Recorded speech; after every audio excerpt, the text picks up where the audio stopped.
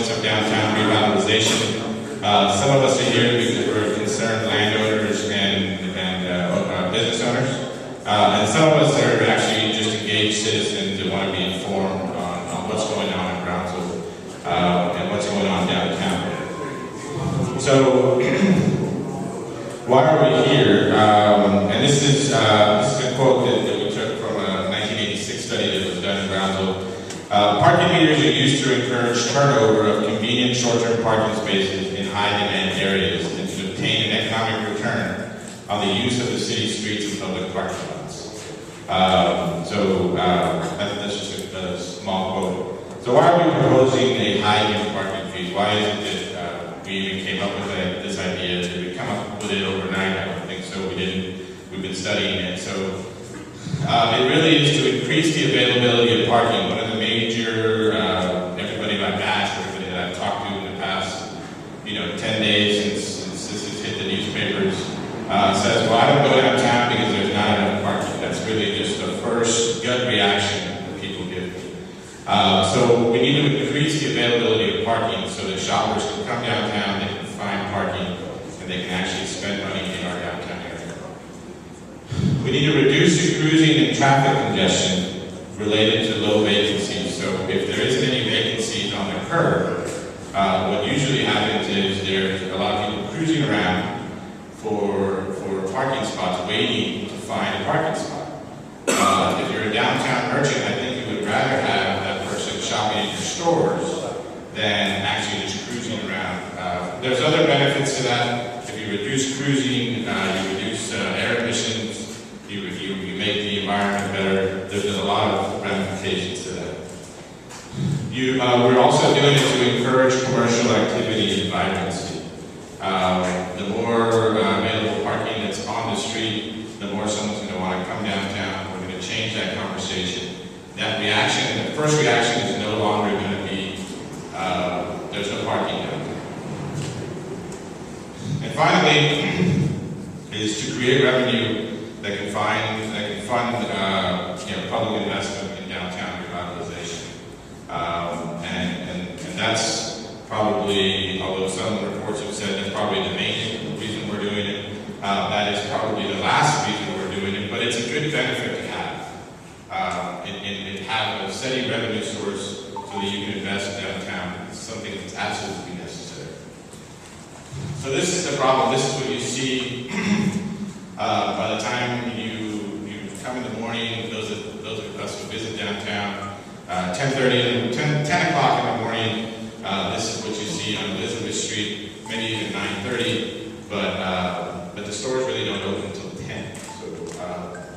So that kind of creates a little concern as far as availability of parking.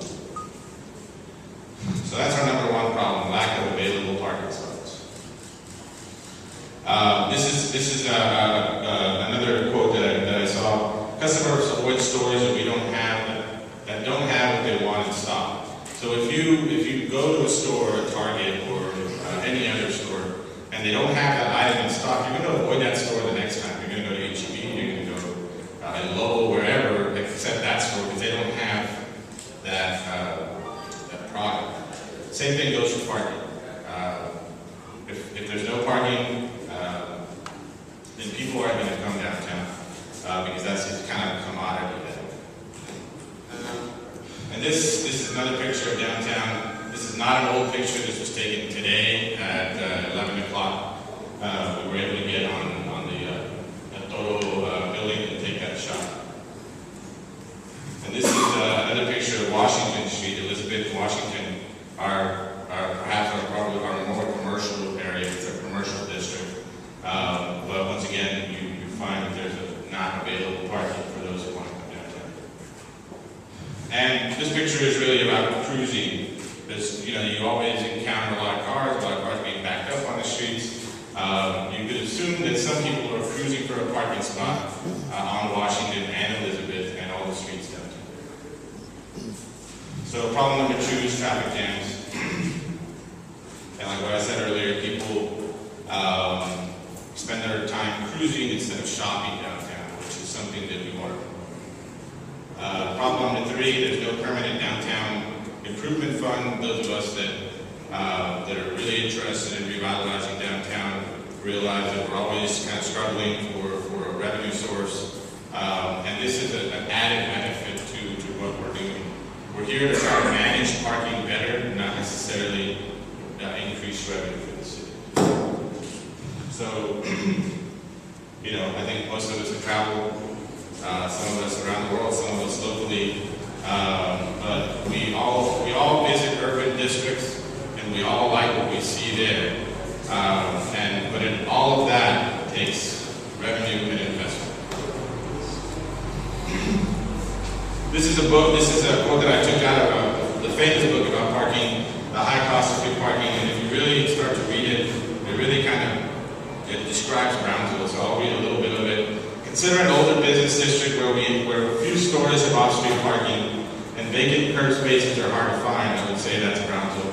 Choosing for a curb parking congest the streets and everyone complains about a parking shortage. That's once again Brownsville. Parking meters would create a few curb vacancies, and these vacancies would attract customers willing to pay for parking if they don't have to spend time hunting for it. So you can continue to read that, and it really goes to say that the revenue that you collect, you should really invest back in the downtown area. So that takes us to why we're here. The last parking meter change increase was done in 1976, and it got us the rate we have now. It's technically on the books, it's 25 cents an hour, but to those of you that come downtown, you all know that if you put 2 dimes in, you get an hour. So it really is 20 cents an hour, and at this point, I think that's probably the cheapest rate in the world of parking in an urban area. So shortly, 10 years after that, I think city leaders at the time I was 4 years old, thought there was a problem downtown with parking. And this is what the 1986 study said, and it's kind of strange to go and look back on that study because things haven't really changed much here. So it says an adequate supply of parking that is well managed, efficiently operated, and properly maintained is important to the future of growth and revitalization of the central business district. So, everything you missed in 1986, this is not something new. The following recommended changes will improve the capability for providing short-term parking. That's why we're here. We're here to manage parking better, to improve commerce. And this was a recommendation in 1986. 1986 was 30 cents a half hour, which would be 60 cents an hour.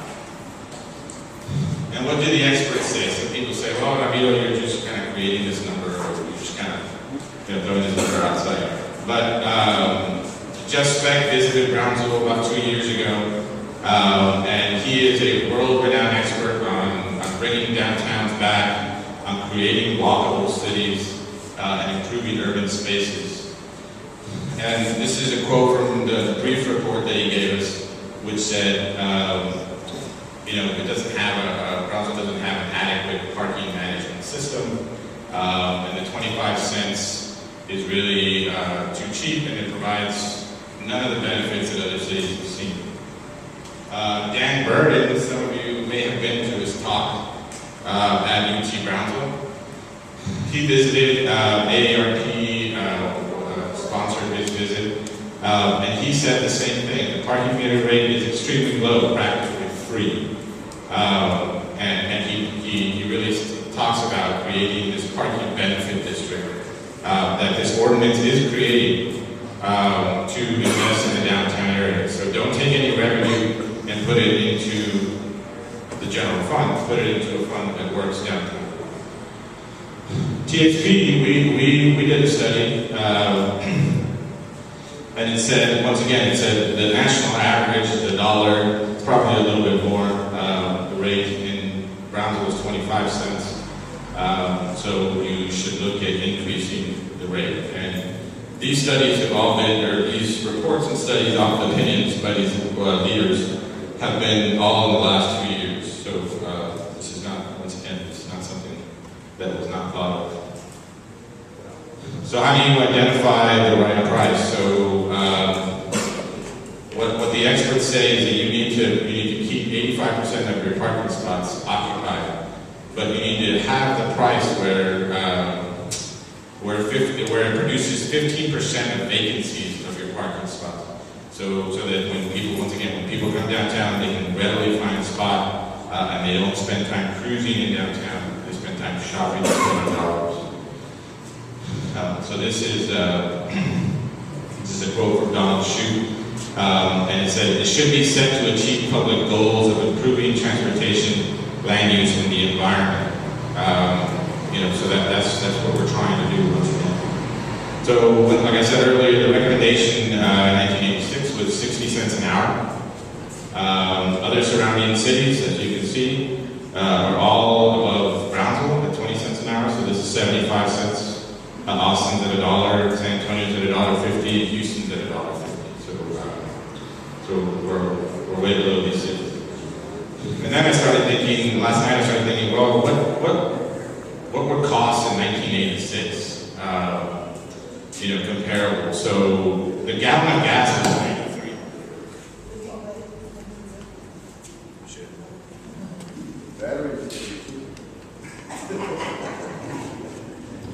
Okay, sorry. So a gallon of gas was 93 cents compared to today, $3.49. And the postage stamp was 24 cents. Movie ticket was $2.75. And average rent in the United States was $3.85. A new car was $9,200. That's unheard of these days. So you can see the comparison of how much prices have increased. This was actually a good learning experience for myself. It's kind of crazy how things have increased, but nonetheless, the parking meter hasn't increased in 76. So once again, I think this supports that case.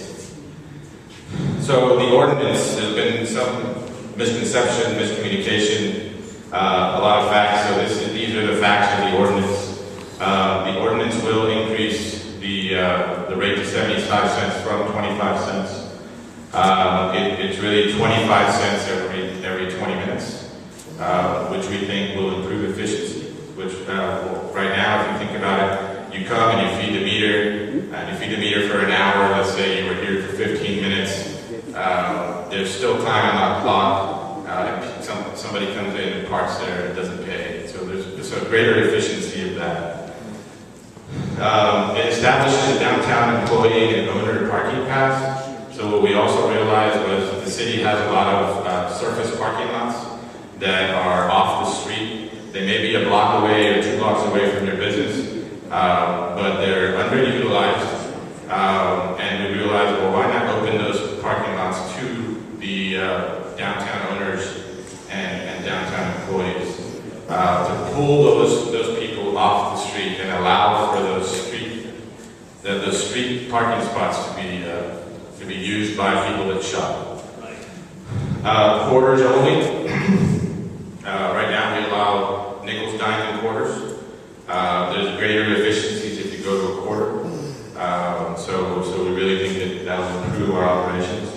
Increase the fines. This might not be a popular one, but we did propose that. And it establishes a downtown revitalization fund. So what's in it for the business owners? Business owners, once again, you guys can buy a permit to park at these off city lots, and we'll provide those locations. Available parking for businesses. Empty spaces would attract more clients, more commerce, more sales. And I think one of the things that I realized today is your employees will be less distracted. Right now, for those that employ people downtown, they leave every 2 hours to go feed the meter, or maybe they're looking to see where the parking meter attendant is, so to avoid it. So they're always distracted. Instead of trying to make a sale in your business, they're distracted about trying to avoid a fine. So downtown revitalization fund. There's also been a lot of misconceptions misconception about this. This revenue will be allocated to downtown. It will be established, a separate fund will be established. Our idea is that we create a committee of downtown business owners, stakeholders. We want to work with the chamber. I've been talking to Maria a lot this whole week, and try to establish that to see, so that owners make the decisions. Owners, business owners, landowners make those decisions as to see how much, or as to see what projects we spend that money on. So, does increased parking fees work? There's a case in Old Pasadena. It was run down and probably worse than the conditions of downtown Brownsville. And what they did is quite surprising. They invested in their downtown area. This is not something, we're not reinventing the wheel here. Every downtown in a major city, in small cities, there's a lot of investment going into downtown. And a lot of people are coming back to the downtown area to live, to shop, to work, to play, to do anything.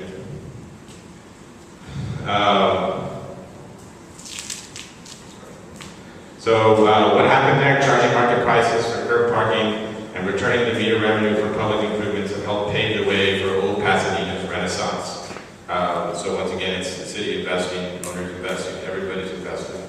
The meter revenue has paid to improve the streetscapes, once again, investing. The public improvements have increased private investment, property values, and more importantly for commerce downtown, sales tax revenue. So once again, managing your parking better is proven to improve every aspect of a downtown area. So in summary, the high downtown parking fees will ultimately boost downtown and attract more customers to the area by creating parking mobility, by reducing traffic congestion, and by creating a fund, once again, to invest in this area. And given that it's Martin Luther King, and we all want to be on the same boat, so we may have all come on different ships, but we're in the same boat here. We're working for the city. We're making to make the city better, and that's it. That's our only goal in mind that I think we all have. So that's the end of my presentation. I'll stop talking. I'm going to lay some ground rules. This is a town hall meeting. We're going to give people 4 minutes to speak. We're going to be writing down different ideas, complaints, whatever it is that comes out. We're going to be writing it down, and at the end, we will kind of bring it all together, summarize it, and then I'm not sure if I see a couple of commissioners over there. I'm not sure if they're going to want to speak it or not, but we will address that. So I invite people to come to the mic and share your thoughts about this.